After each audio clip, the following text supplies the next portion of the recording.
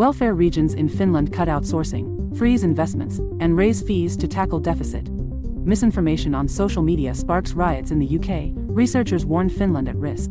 Finnish politician Jani Mäkelä criticizes government's anti-racism campaign. To address the deficit situation, welfare regions in Finland are cutting outsourced services, freezing investments, and raising service fees. Currently, more than half of these regions are expected to incur greater losses than initially anticipated, with total losses amounting to over €1.25 billion this year. Many regions have reduced costs by using less outsourced labor and increasing the frequency of employee leave. Some regions have also had to raise service fees to balance the budget. This change requires welfare regions to continuously adjust and seek solutions to maintain sustainable finances.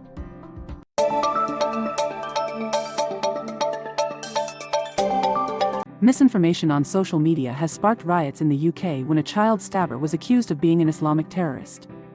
According to researchers, this could also happen in Finland. The event began when a 17-year-old youth stabbed 3 girls to death at a dance camp in Southport. Misinformation on social media claimed that the attacker was an illegal immigrant and an Islamic terrorist. The police had to clarify that the suspect was a Rwandan-born youth who grew up in the UK. In Finland, some organizations might exploit similar situations to spread misinformation, causing social division.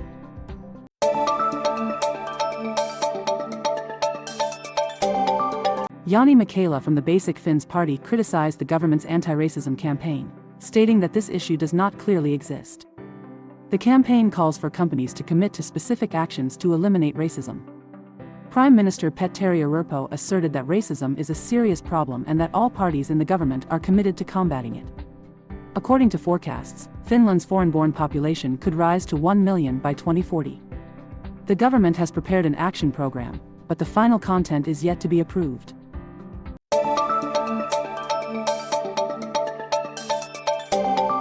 Prime Minister Petteri Orpo refuted Riikka Purra's comments linking the knife attack in the UK to the issue of the second generation of immigrants. Orpo stated that he does not agree with connecting this incident to immigration and does not want to draw hasty conclusions. According to Orpo, the main issue now is how to stimulate economic growth and improve the financial situation of welfare regions. He emphasized that all parties in the coalition government, including the Finns party, are committed to the anti-discrimination program. Orpo also warned about misinformation on social media and encouraged vigilance and analytical skills in the current media environment.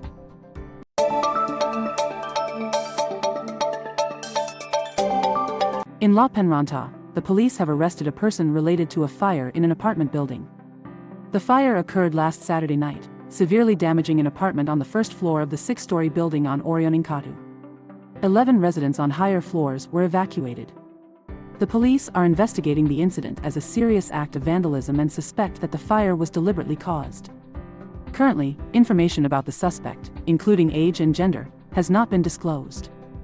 The police have also not revealed details about where the suspect was arrested or whether this person resided in the building.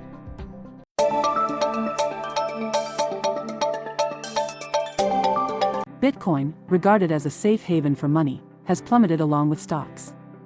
There are 3 main reasons for this collapse. First, the need for cash liquidation.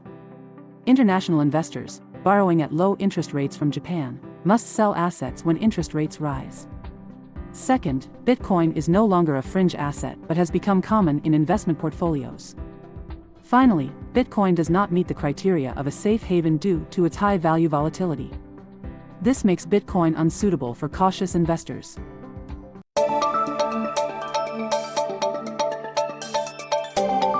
Charging electric cars at public charging points rarely encounters issues. Typically, the main reasons are overloaded stations or network connection problems. According to data from service provider Verta, over 90% of car charging issues stem from charging equipment. Although the number of failed charges is very small, there are still some issues that need improvement, such as temperature changes and cable usage. Customers want more payment methods, such as paying by bank card instead of using multiple applications.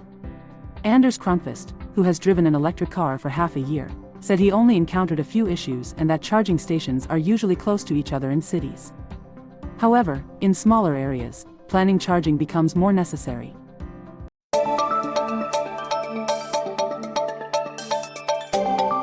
Helsinki is restricting phone use in schools for the first time. From this Thursday, all schools in Helsinki will implement new regulations on phone use.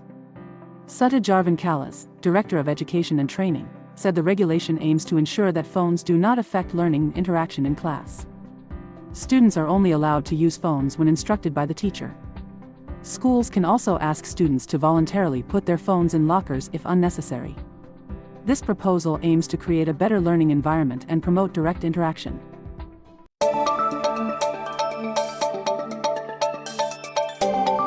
Nightclubs have faced 4 tough years since the COVID-19 pandemic broke out. Customer spending power has significantly declined, leading to reduced consumption and customer numbers. Jarno Suominen, representative of NoHo Partners, said, "Consumer purchasing power has been affected. Particularly, young people and students have less money to spend, which is evident in sales and the number of customers at nightclubs." NoHo Partners' financial report showed that second quarter revenue this year reached €107 million, lower than the expected €112.5 million. Profits dropped to €9.7 million compared to €10.7 million in the same period last year. Antti Raunio, director of Night People Group, also admitted that the past period has been the hardest in his 24-year career. However, both hope that the situation will improve by the end of this year when students return to nightclubs.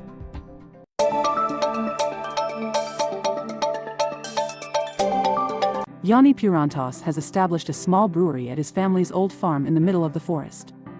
Although many other small breweries have had to close, Purantas Karvalan Brewery is expanding production and increasing sales. There are currently about 100 small breweries in Finland, with fewer new businesses than in previous years. Purantas expects to achieve approximately €1 million in revenue this year and believes Karvalan Brewery's success is due to following market trends and ensuring product quality. This brewery has now expanded its production scale tenfold since it started.